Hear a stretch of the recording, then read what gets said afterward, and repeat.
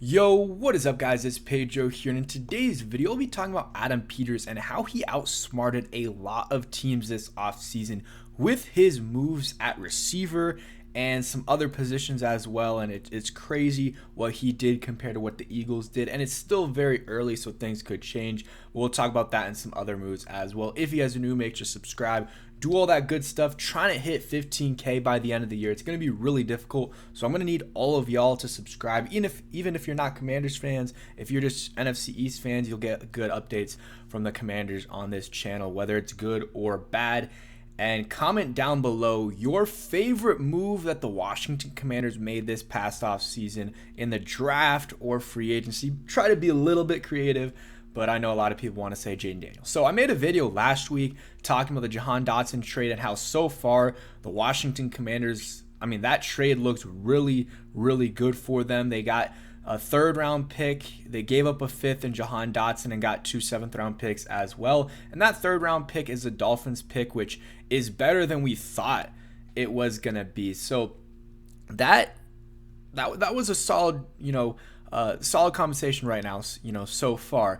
And Jahan Dotson so far has not been that good for the Philadelphia Eagles. It's still early and he's still learning a new system. So you got to give him time, and maybe by the end of the season, it is a different story. So I was just making sure my computer was charging. And yeah, it might be a different story by the end of the season, but at least right now, it looks like he's a shell of his, rookie self. He played in 4 games, 5 catches, 25 yards. And it's not like he was, there was guys like A.J. Brown and Devonta Smith there every game. A.J. Brown played the first game, and then after that, he's been out. Devonta Smith missed the last game. He was the most talented receiver on the field, and Covey was out too. So it was really just him, and he still couldn't get a lot of yards, and that just, I don't know. I think the Commanders made the right move. And whenever you trade within the division, you always have to raise your eyebrows a little bit. Okay, why are they doing that? And, I guess that the Commanders were just very confident that Jahan Dotson wasn't going to pan out, or at least not pan out in Washington. And, at the time, I didn't really love the move just because we were giving them to the Eagles, but I didn't think he was going to be this bad. Again, it's still early. And, not that I'm rooting against him. I'm rooting against the Eagles, but he is a good guy and everything. But also, they let Curtis Samuel walk. And combine this season, and this is before the game that the Bills had this past week, so I'm not sure if that changed. But right now, 14 catches for 73 yards. Guess what? Olamide Zaccheaus has I was about to look at 10 games. In 5 games, he has 11 catches on 15 targets for 124 yards. Also, is a solid returner for us. I think he's second in the league in returning, at least entering last week's game against the Browns, and had a solid return, or maybe yards per return. Not completely sure there, but Zaccheaus has been very good. And guess what team he was on last year? He was on the Philadelphia Eagles. So the Washington Commanders, basically you can say they swapped Zaccheaus for Dotson. So, they swapped Dotson for Zaccheaus. And Zaccheaus has 5 times the amount of yards that Dotson has. He's getting paid way less, and they got a draft pick for Jahan Dotson. So that move has looked good. And I'm not expecting Zaccheaus to be a stud or anything this year, but I think he could put up numbers similar to his 2021 season in Atlanta, where it was, 17 games, 31 catches for 406 yards.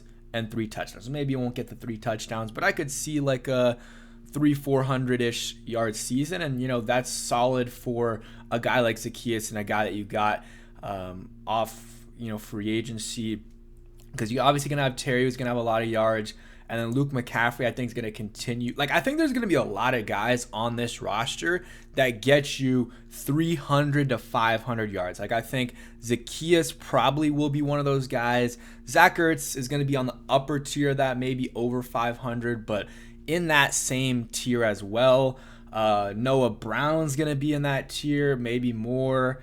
Luke McCaffrey, I think he'll get there as well. Who knows? De'Ami Brown will probably get to it. On the season, he's at 100-ish yards, so they're all around the same spot. Some guys have had consistent, solid games, like Noah Brown every week's like 20, 30 yards, even though he's actually been out for 2 games now.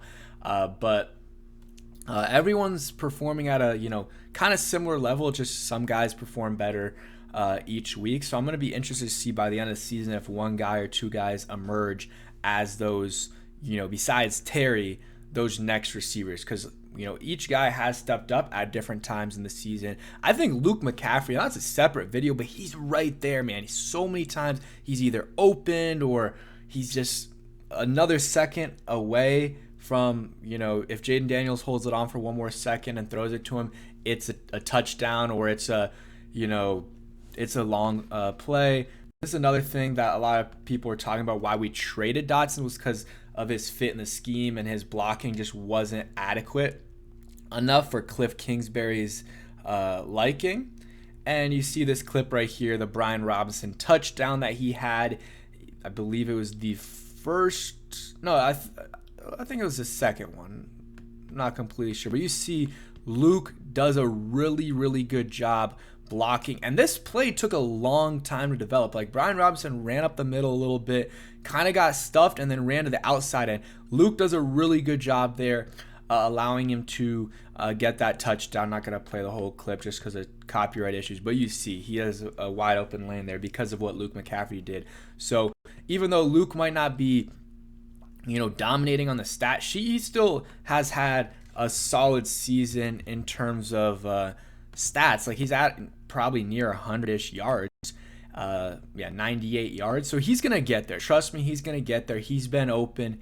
He's gonna get more targets. He only has 10 targets. He's gotten the ball thrown to him 10 times and caught every single one of them. And honestly, like, there's been a few plays where, like 2 or 3, where he's so close to getting a touchdown. So I think it's just a matter of time before he gets to that next step, before he has a big game.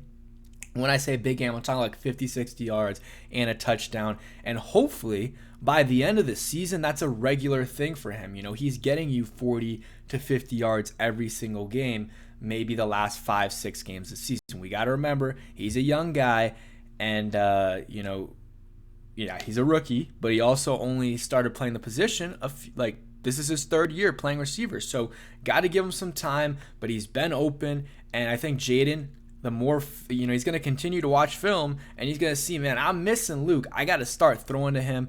And I think he will. I hope he does. And Luke McCaffrey will continue to ball out. But, like, the receiving core, we thought it was going to be a lot worse than, like, going into this season. I'm not going to lie. And I've been wrong so far.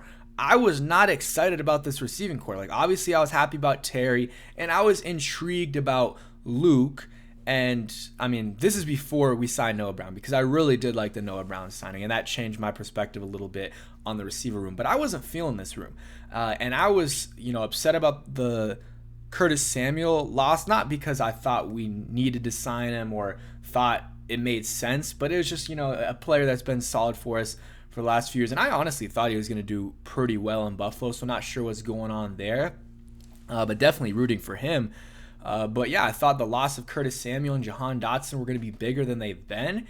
And the guys that have come in have been replacing their production. Zacchaeus, Luke McCaffrey, Noah Brown, like, they've all contributed and helped out this team immensely. And I think they're going to continue to do that over the course of the season, and just shows the moves Adam Peters made. Like, not many questionable ones so far. I mean, obviously there's going to be some misses in the draft. We still don't know with the draft. You got to give it time. I mean, looks like Jaden Daniels is a hit for sure. Looks like Brandon Coleman was a solid pick. Luke McCaffrey. We'll see about Jordan McGee. The 7th round pick, Baptiste, has been pretty good as well. The 2nd round picks, could be a little bit better. I think Mike Sanderstill has been playing, 2 days ago, against the Browns, had the best game of his career. I thought he had a really good game.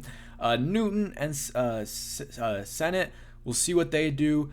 Sennett is, like, he's kind of there, and he's blocking pretty well. They just haven't been getting him the ball, but I think that'll come eventually, and we'll see about Johnny Newton. But I'm really liking what Adam Peters has done so far, And yeah, he's, obviously what I said earlier in the offseason is like, I'm not going to not trust Peters until he gives me a reason to do so. And he hasn't given me a reason thus far. So just going to continue to trust in what Adam Peters does. And I'm excited for the future. And I'm also excited to see what these receivers continue to do and who emerges. Let's see what Luke, Zacchaeus, and Noah Brown, because Noah Brown, he just got to the team like a couple weeks before the season started, so he's probably still learning the offense. So I think he and Luke McCaffrey could have bigger second half of the seasons than maybe a guy like Zacchaeus.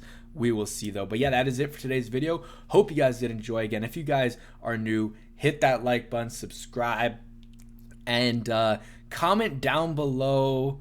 Comment down below Trey Quinn, former Washington Redskins player, in draft pick in 2019, I believe. So Mr. Relevant, was an okay player for us for a little bit. But yeah, hope the only reason I'm saying that is because Luke McCaffrey's on my screen and the computer, the image isn't great, but it looks a little bit like Trey Quinn. Maybe it's just because he's a wide receiver, whatever. Sidetracking there, but yeah, appreciate you guys watching. Comment down below any videos you guys want to see as well, and comment down below Trey Quinn. Peace.